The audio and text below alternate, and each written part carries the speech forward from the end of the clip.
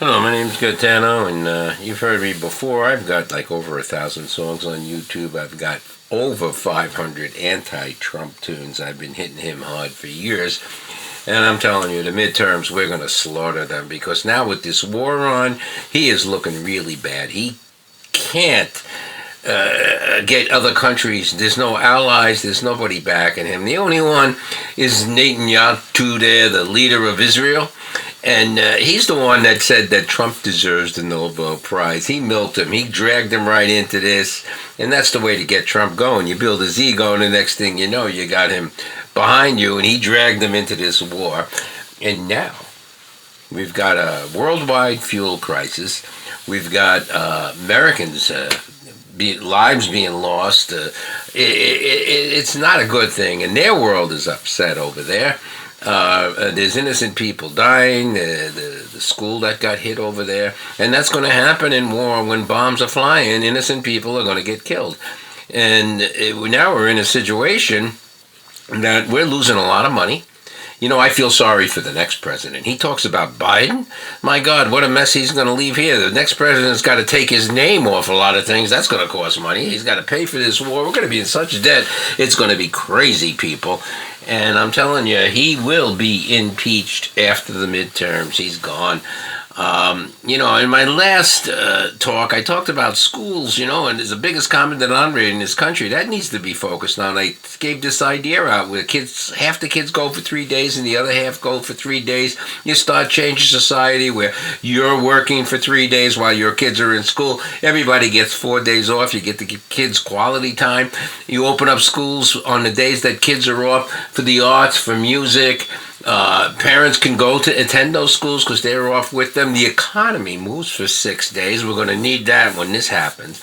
And another thing I'd like to share, it was a paper that I wrote in the early 70s. I had a sociology class, and the teacher said, write about life 50 years from now, how it's going to be. Well, I wrote this paper that it's going to take 4 incomes to own a house. That there's going to be 2 married couples that are going to have 4 incomes coming in to pay for one job's going to pay for the utilities, one job's going to pay for the mortgage, one job's going to pay for food, and the other job's going to pay for supplies and maybe some recreation. But it's happening, people. You can't. Right now, to rent an apartment is like $15, $16, $2,000 a month. And how do you save to buy a house and to come down with a down payment? And the cost of houses are phenomenal. And the cost of utilities are going to be outrageous, the way things are going with this war and the fuel cost. So it's coming to be. 50 years ago, I wrote the paper in the 70s, a little over 50 years ago. I guess it was 72, 73, at Southern Connecticut State College, where I graduated from in 1974.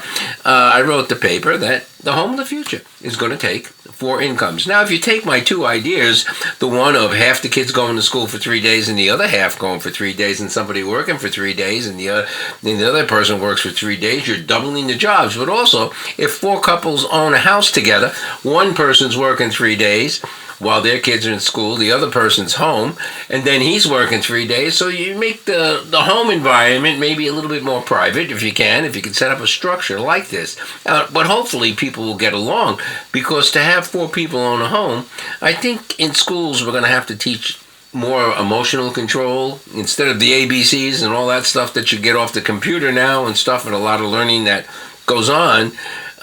Maybe we can have something more on awareness and self-awareness and understanding and emotional control, so that when we get to the point that we need 4 incomes to own a property, everybody gets along a little bit better. They have skills on this, social skills.